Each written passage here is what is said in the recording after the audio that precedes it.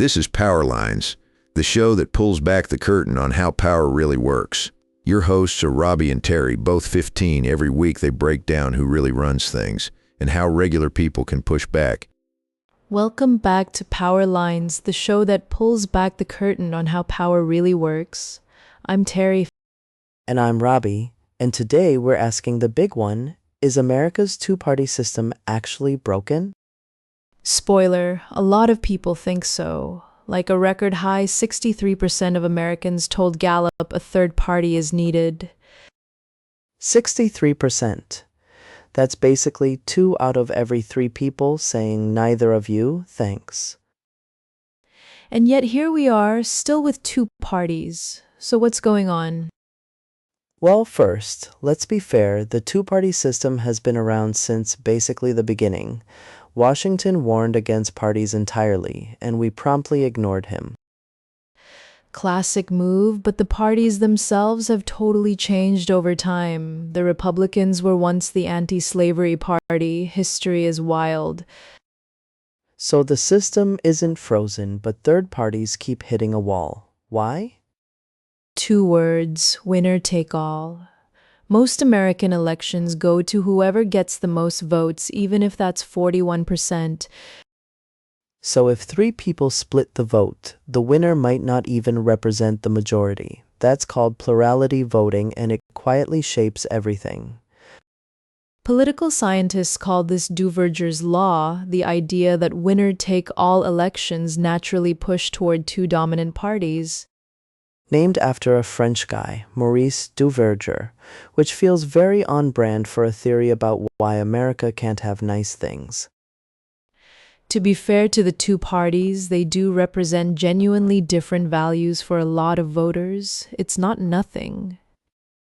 True, but the frustration is real. About 43% of Americans now identify as independents more than either party.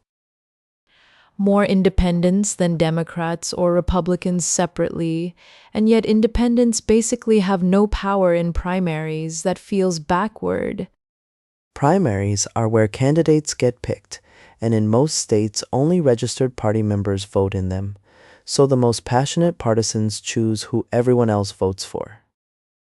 Which means candidates often have to appeal to the most fired-up base, not the middle, just to survive the primary. And then they swing back to the middle for the general election. Voters notice that whiplash. So what would actually fix it? Some people love ranked choice voting. You rank candidates 1, 2, 3 instead of picking just one. Alaska and Maine already use it. In 2022, Alaska elected a Democrat to Congress in a heavily Republican state because of how the rankings played out. That's genuinely wild and kind of the point. More candidates can compete without being called spoilers. The spoiler problem is huge. Remember Ralph Nader in 2000? Many analysts think his votes cost Al Gore the presidency. Whether you think that's fair or not, it scares people away from voting third party. Nobody wants to accidentally help the candidate they like least. It's like if you and your friend both want pizza but you're arguing over toppings, so you end up with the one person who wanted sushi. That is the most 15-year-old explanation of electoral politics I've ever heard, and it's completely accurate. I have a gift. But seriously, other democracies do this differently. Proportional representation lets parties win seats matching their vote share.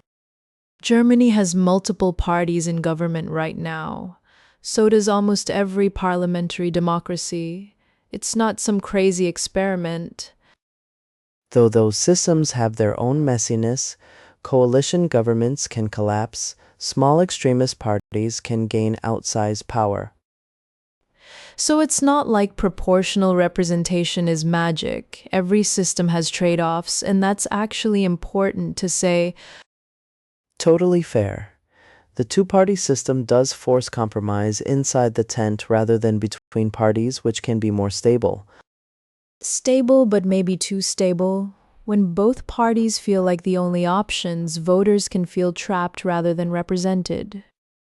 And younger voters especially feel that polls consistently show Gen Z is less attached to either party than any previous generation.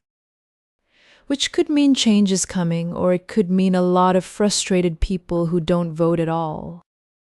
Voter turnout in midterm elections is usually around 40 to 50%. Imagine how different things would look if that was 80. Some countries make voting mandatory, like Australia. Their turnout is above 90% and they've had more parties with real power. Mandatory voting feels weird to Americans, but it does solve the nobody showed up problem pretty effectively. The bottom line seems to be the two-party system isn't some natural law. It's a result of specific rules we chose, and rules can change. Whether they should and how, that's genuinely up for debate, but knowing why the system works the way it does, that's power. That is literally the name of our show, Well Played. I do try. Thanks for listening, everyone. Question the rules, learn the system, and see you next week on Power Lines.